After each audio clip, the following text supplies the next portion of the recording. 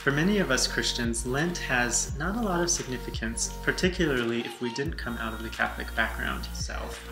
Lent is a time where we commonly fast. We give up something, chocolate cake, cigarettes, TV, Facebook. It's a time of purging. And as a psychotherapist, I find a lot of value in the Lent season because I want to create, in my personal Lent season, what Constance Fitzgerald would call the dispossession of self. And what she means by that is the losing of self to forget memory.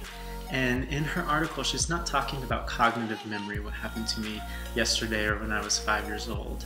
But what Constance is referring to is the memory of how we use the ego to take care of the self rather than relying on God and the universe as our source of sustenance, of being sustained.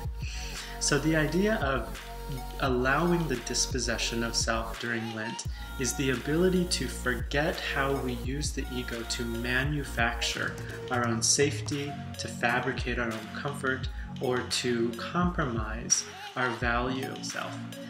As many of you know, Richard Rohr is one of my favorite theologians, and he would say death before life. And to me, nothing epitomizes the Lent season more than that little mantra. The death of who I used to be, the death of my coping mechanisms, the death of my emotional dependence, the death of the way that I'm fabricating my own comfort, fasting away from those coping mechanisms so that I can become alive in a new way. Identify maybe some of the things that create shame in your life. Identify some of the things that create fear, or identify the way that you are clinging to your own ego strength, clinging to the way that you are providing your own safety, maybe in a way that you're not trusting God. And see if you can do without these fabrications, these coping mechanisms. It's going to be a little tough, but that's what Lent is all about.